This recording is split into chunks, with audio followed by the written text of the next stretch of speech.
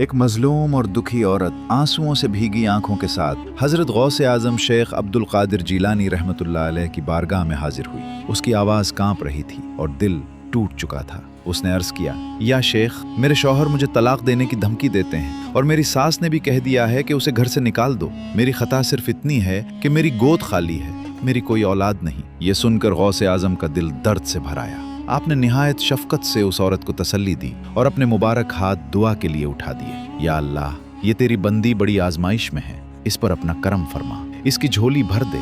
इसी लम्हे हजरत खिज़र अलैहिस्सलाम तशरीफ लाए और अर्ज किया, ए अब्दुल कादिर, इस औरत के लिए दुआ न कीजिए, इसके मुकद्दर में औलाद नहीं लिखी गई, लेकिन अल्लाह के इस महबूब बंदे का यकीन देखिए। आपने हाथ नीचे न किए बल्कि आंसुओं भरी आंखों से अर्ज किया, या रब, तू सब कुछ जानता है। तू जानता था कि ये औरत मेरे पास आएगी और तू ये भी जानता था कि मैं उसके लिए हाथ जरूर उठाऊंगा। ये कहते हुए आपकी आंखों से आंसू जारी हो गए। आपकी आजिज़ी और अपने रब से बेमिसाल मोहब्बत देखकर हजरत खिज़र अलैहिस्सलाम ने फरमाया, ए अब्दुल कादिर, मैं तुझ पर भी कुर्बान और तेरे रब से तेरी मोहब्बत पर भी कुर्बान। इसी वक्त रब करीम का हुक्म हुआ, पूछो इस औरत को कितने बेटे चाहिए। गौसे आजम ने अर्ज किया, या अल्लाह, चूंकि ये मेरे दर पर आई है, इसे 7 बेटे अता फरमा दे। और अल्लाह ताला ने अपनी शान करम से इस औरत की झोली 7 बेटों से भर दी। ये वाक़या हमें सिखाता है कि जब अल्लाह के सच बंदे इखलास से दुआ करते हैं तो नामुमकिन भी मुमकिन हो जाता है। अल्लाह की रहमत हर चीज़ पर गालिब है